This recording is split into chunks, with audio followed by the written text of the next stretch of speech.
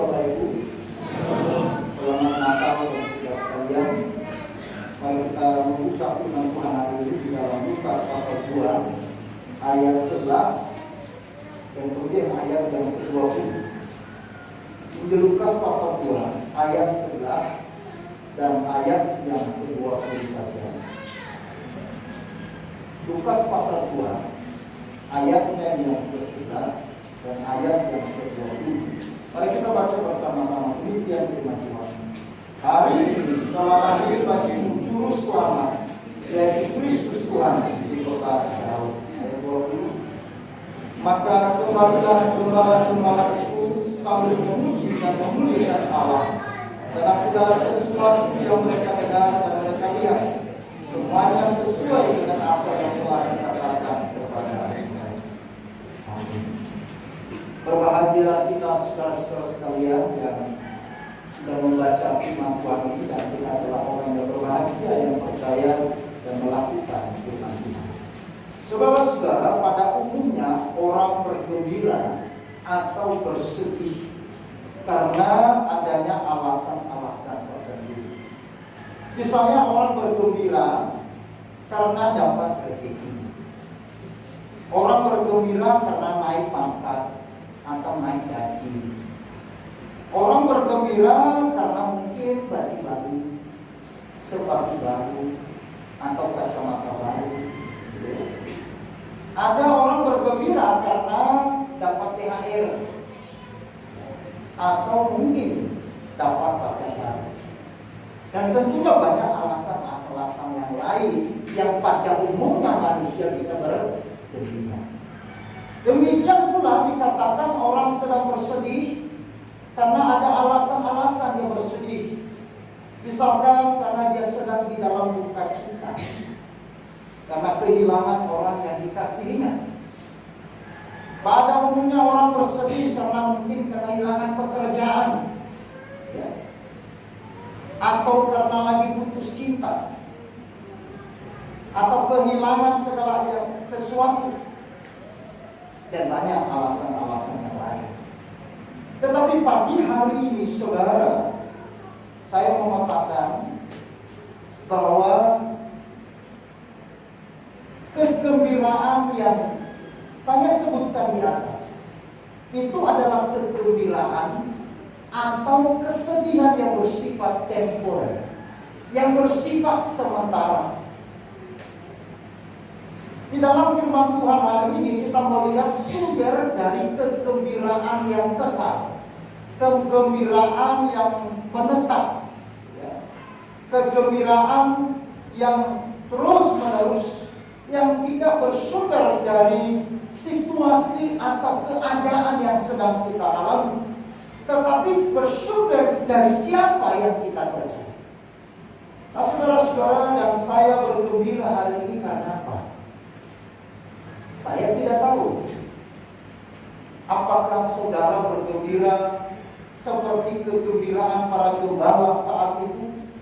Dikatakan di sini bahwa para gembala hatinya penuh dengan kegembiraan, penuh dengan sukacita, sehingga mulut mereka penuh dengan pujian dan memuliakan Tuhan.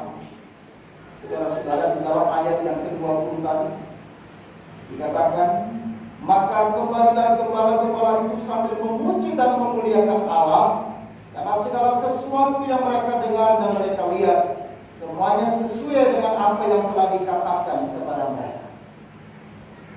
Para gembala saat itu, hati mereka dipenuhi dengan kegembiraan, bukan karena gembala itu naik statusnya. Hati para gembala penuh dengan kegembiraan bukan karena para gembala sedang menerima bonus, menerima kenaikan gaji atau yang lain. Tetapi di sini dikatakan hati mereka penuh dengan kegembiraan karena mereka telah melihat juru selamat, yaitu siapa? Kristus Tuhan. Amin. Para gembala hati mereka dipenuhi dengan kegembiraan, bukan karena situasi dan kondisi yang ada pada mereka, bukan karena keadaan mereka dari seorang matahari, seorang masyarakat yang paling bawah, Karena pada zaman itu yang dikatakan para gembala dianggap pekerjaan yang paling hina, paling rendah, bahkan punya status sosial yang paling rendah.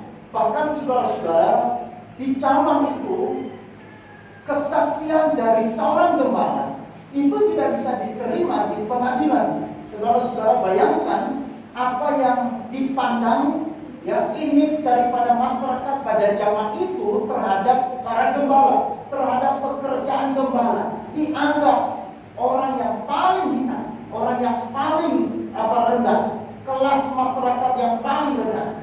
Tetapi saudara-saudaraku yang terkasih, malam itu para gembala ini mereka penuh dengan kegembiraan, penuh dengan sukacita.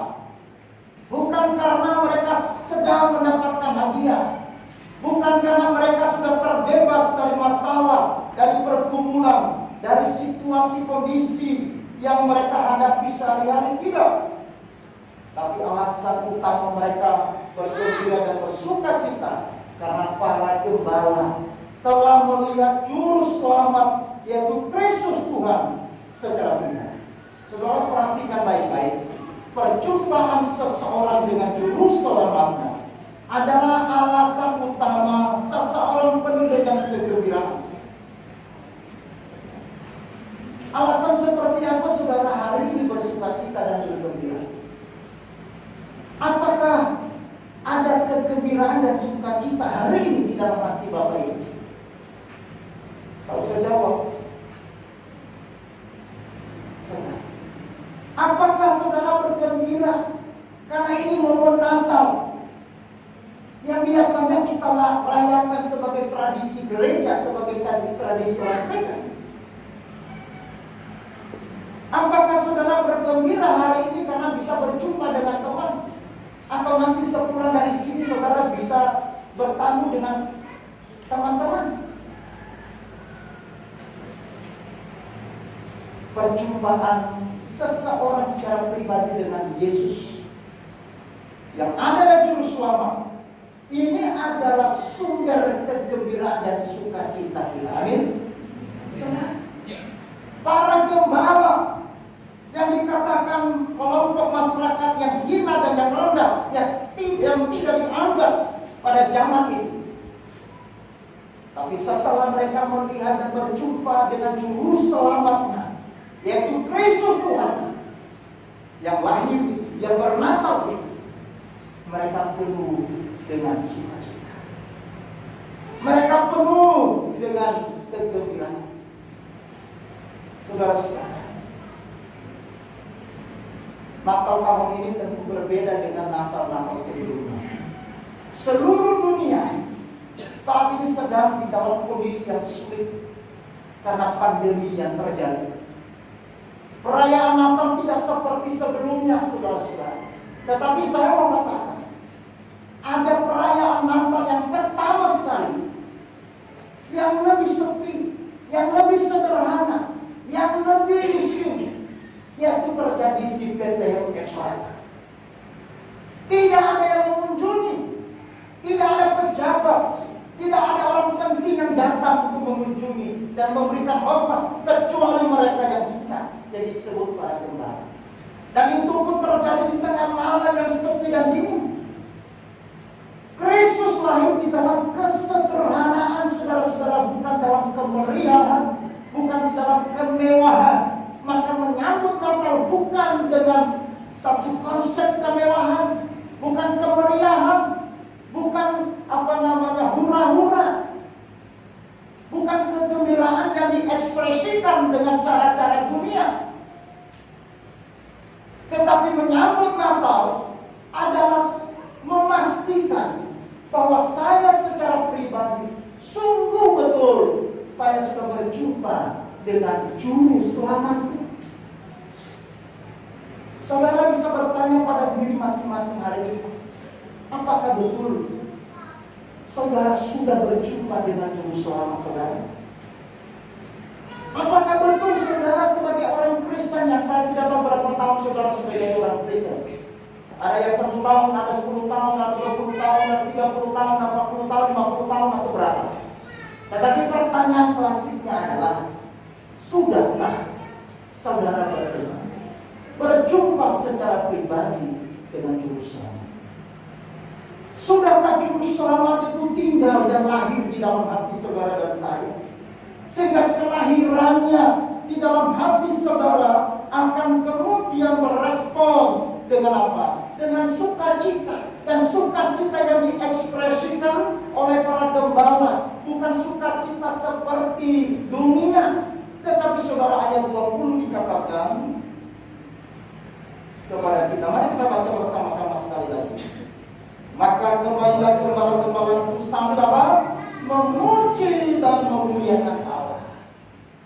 Bukti bahwa para gembala itu hati mereka penuh dengan kegembiraan, penuh dengan sukacita, yaitu ketika mereka, saudara-saudara, memuliakan Tuhan, memuji-muji Tuhan karena Juru Selamat. Ini alasan bagi orang Kristen untuk bergembira. Alasan bagi saudara dan saya yang percaya kepada Tuhan, bukan karena sudah tidak ada lagi masalah, bukan karena sudah tidak ada lagi sakit penyakit, bukan karena sudah tidak ada lagi pergumulan, kesulitan, tantangan dan persoalan yang kita hadapi dari hari. Semua itu masih ada. Selama kita masih tinggal dalam dunia, pergumulan masih ada, sakit penyakit masih kita hadapi, kesulitan secara ekonomi masih juga kita akan pasti alami. Tetapi saudara-saudara, alasan utama kita bersukacita karena kita berjumpa dengan Kristus, dan perjumpaan kita dengan Kristus yang adalah Juru Selamat itu membuat kita memuji dan memuliakan Tuhan. Saudara-saudara yang dikasihi oleh Tuhan, inilah sebuah sikap dan sebuah alasan kenapa para gembala memuji kepada Tuhan. Karena mereka percaya bahwa tidak ada Juru Selamat yang lain yang bisa menyelamatkan hidup mereka dari keterpisahan dari Tuhan, dari keterputusan hubungan dengan Tuhan, dari kematian karena dosa, dari dalam kegelapan karena dosa, selain daripada Dia yang datang menjadi Juru Selamat.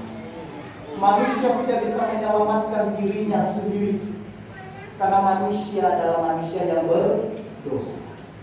Manusia tidak bisa menolong dirinya sendiri, karena manusia adalah manusia yang terbatas. Maka kita membutuhkan seorang Juru Selamat. Itulah sebabnya kenapa Natal terjadi. Alasan itulah Kristus kemudian lahir ke dalam dunia untuk menyelamatkan saudara dan saya yang percaya. Saudara-saudara yang terkasih dalam Tuhan, di dalam pasal 1 ayat yang ke-47 dan 48, saudara-saudara,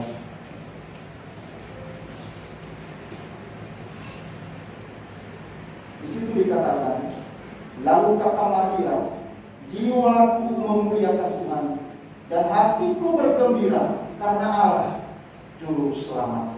Saudara, Maria hatinya bergembira, Maria hatinya bersukacita, bukan karena tidak ada masalah, bukan karena tidak ada pergumulan, bukan karena tidak ada risiko dan bahaya yang dihadapi oleh Maria.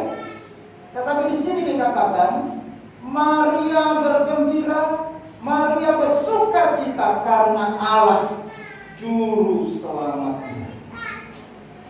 Saudara, Maria ungkapkan ini dalam satu syair pujian yang disampaikan oleh seorang Maria dalam sebuah perjalanannya, saudara-saudara, menuju pegunungan sebuah kota Yehuda.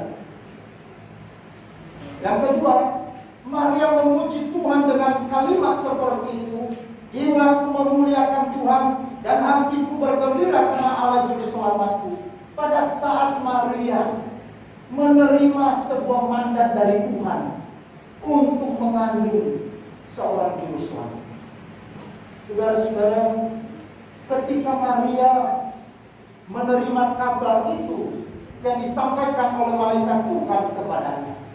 Tentu ini adalah pergumulan yang amat berat bagi seorang Maria, karena Maria status seorang perempuan yang belum menikah. Ini adalah satu resiko yang besar karena aturan daripada masyarakat bahwa orang yang berzina akan dihukum mati. Tetapi saudara-saudaraku yang dikasihi oleh Tuhan, lalu kemudian malaikat Tuhan menjelaskan kepada Maria bahwa sesungguhnya anak yang dikandung itu adalah dari Roh Allah, dari Roh Kudus, dari Roh yang suci. Lalu kemudian saudara-saudara, di dalam ayat 38 pasal 1 kata Maria, sesungguhnya aku adalah hamba Tuhan, jadilah padaku menurut perkataanmu itu. Lalu malaikat itu meninggalkan dia. Dan kemudian sejak saat itu Maria hatinya penuh dengan kegembiraan, hatinya penuh dengan bersukacita, karena yang dikandungnya adalah juru selamatnya secara pribadi. Itu yang membuat Maria dalam perjalanannya menuju ke pegunungan, menuju kota Yehuda, yang memuji dan memuliakan Tuhan, dan hatinya bergembira karena Allah dan juru selamatnya. Saudara-saudara, Maria sedang berhadapan dengan tantangan dan pergumulan. Maria sedang berhadapan dengan kesulitan dan penderitaan. Tetapi saat itu Maria penuh dengan sukacita karena Kristus. Saudara-saudara yang dikasihi oleh Tuhan, melihat keadaan hari ini, kadang kita berpikir, apakah ada alasan bagi saya untuk bersukacita dan bergembira? Mungkin ada di antara saudara yang saat ini sedang di-PHK, sedang dirumahkan, sedang kehilangan pekerjaan karena dampak dari pandemi. Tetapi apakah itu kemudian membuat saudara kehilangan sukacita, kehilangan kegembiraan? Saudara-saudara bersyukur, hari ini Tuhan mengingatkan kepada kita bahwa masalah boleh ada, pergumulan masih tetap ada, kondisi ekonomi kita mungkin masih dalam keadaan yang susah, tetapi tidak menghalangi dan tidak membatasi sukacita kita. Karena apa? Karena juru selamat. Apa artinya saudara-saudara saya memiliki seluruh dunia ini, saya memiliki segala sesuatu di dalam dunia ini, tetapi kehilangan nyawa? Tetapi berbahagialah mereka yang memiliki juru selamat. Saudara-saudara, ada 3 respon yang dapat kita lihat dari seseorang yang hatinya bergembira karena Kristus.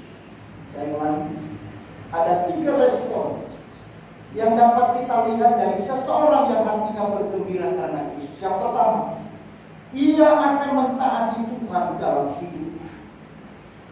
Itu yang dilakukan oleh Maria dan juga para gembala. Ketika firman Tuhan datang kepada Maria maupun kepada para gembala malam itu, lalu mereka mentaati. Kenapa mereka mentaati? Karena mereka penuh dengan sukacita, karena mereka telah berjumpa dengan Kristus. Orang yang bergembira karena Kristus, dia akan menjadi orang yang akan mentaati Tuhan dalam seluruh hidup, terlepas kondisi situasi yang dihadapi, terlepas dari pergumulan yang dihadapi, terlepas dari sakit penyakit yang dihadapi, terlepas dalam kondisi ekonomi yang mungkin di dalam sebuah keadaan yang begitu parah, tetapi dia akan menjadi orang Kristen yang taat kepada Tuhan. Respon yang kedua, ia akan berserah sepenuhnya kepada Tuhan. Orang yang hatinya bergembira karena Kristus, berserah sepenuhnya kepada Tuhan. Kenapa? Karena Kristus bagi dia adalah segala-galanya. Amin. Karena Kristus bagi dia adalah harta yang paling besar. Itulah sebabnya ia akan berserah sepenuhnya kepada Tuhan.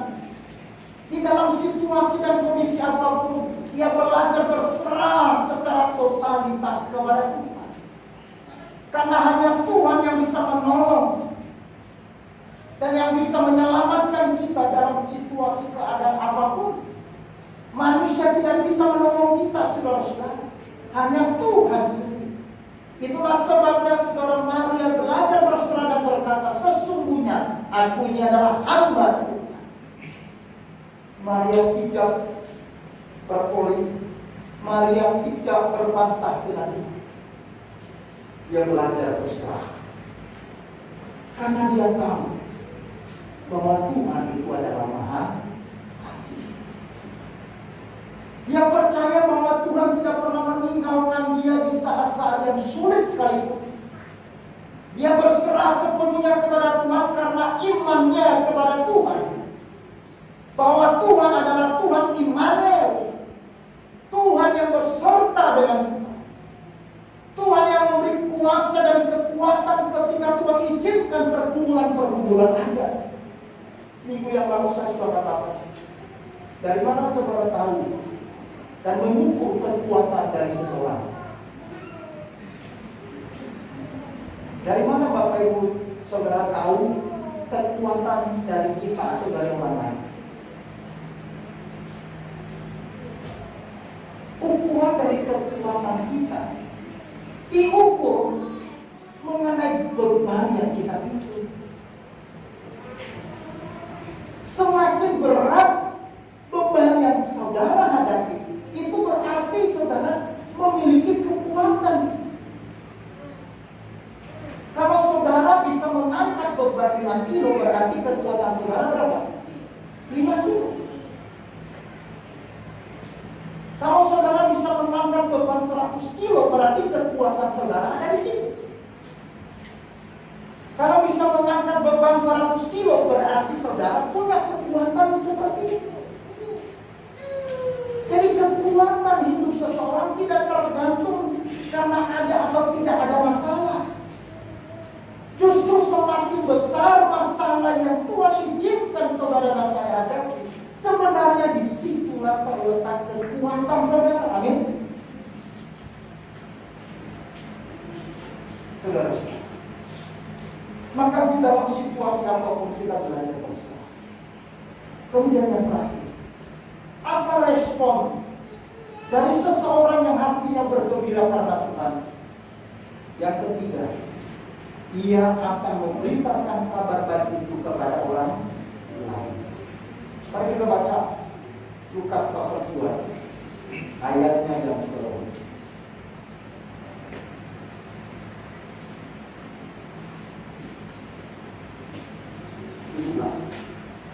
Dan ketika mereka melihatnya, mereka memberitahukan apa yang telah dikatakan kepada mereka tentang anak itu. Dan semua orang yang mendengarnya tentang heran tentang apa yang dikatakan gembala-gembala itu kepada mereka. Ketika para gembala berjumpa dengan juru selamatnya, lalu mereka tidak berdiam diri. Mereka tidak menutup mulut mereka. Mereka tidak menyembunyikan kabar baik itu. Tetapi kemudian mereka pergi memberitahukan kejadian itu, perkara besar itu, kabar yang hebat itu, kabar sukacita itu kepada siapa? Kepada teman-teman mereka. Inilah respon dari orang yang telah melihat juru selamat. Orang yang melihat juru selamatnya, melihat Tuhannya, maka dia akan penuh dengan kegembiraan. Hatinya penuh dengan sukacita, karena dia tahu bahwa ada Tuhan juru selamat dalam hidupnya. Ada kekuatan yang besar dalam hidupnya. Ada penolong yang besar dalam hidupnya. yaitu juru selamat. Dan itu adalah kabar baik. Sekarang dia sudah memiliki keselamatan. Dia sudah dibebaskan dari kuasa maut, kuasa kegelapan, kuasa dari dosa, melalui juru selamat yang rela datang ke dalam dunia yang hina. Dilahirkan di dalam keadaan yang paling rendah, dalam keadaan suasana yang paling miskin, di tempat yang kotor dan hina dan berbau, palungan yang dipinjam. Saudara-saudara, maka orang yang telah melihat dan berjumpa dengan Yesus secara pribadi dalam hidup, orang itu dia akan memberitakan kabar. Amin. Dia akan menyaksikan itu kepada temannya. Maka saudara-saudara yang bergembira hari ini, saudara-saudara yang hadir di tempat ini, yang bersuka cita hari ini, saya mau mengatakan apa yang saudara lakukan. Ada 3 hal. Yang pertama, taatilah Tuhan dalam hidup. Yang kedua, berserah sepenuhnya kepada Dia. Dan yang ketiga, beritakanlah kabar baik kepada orang. Karena itulah tandanya, buktinya, saudara hari ini telah bergembira dan bersuka. Orang yang belum berjumpa dengan Kristus secara pribadi, tidak mungkin dia akan menjadi orang yang taat akan Dia. Tidak mungkin dia akan menjadi orang yang hidupnya berserah kepada Tuhan. Dan tidak mungkin dia akan menjadi orang yang suka memberitakan Tuhan, yang suka memberitakan kabar baik kepada orang. Maka beritakanlah kabar baik, bukan kabar bohong, bukan kabar buruk, bukan hoax. Beritakanlah kabar yang menyejukkan. Sampaikanlah kabar yang membangun. Sampaikanlah doa yang membangun kepada sesama, baik kepada orang Kristen maupun kepada saudara kita yang lain. Karena hadirnya kita di dalam dunia untuk menjadi berkat, kita dipanggil untuk diberkati dan menjadi berkat. Kita diselamatkan untuk menyelamatkan. Kita diberkati untuk memberkati. Amin. Saudara-saudara, rayakanlah Natal dengan hati yang penuh dengan kegembiraan dan sukacita. Karena apa?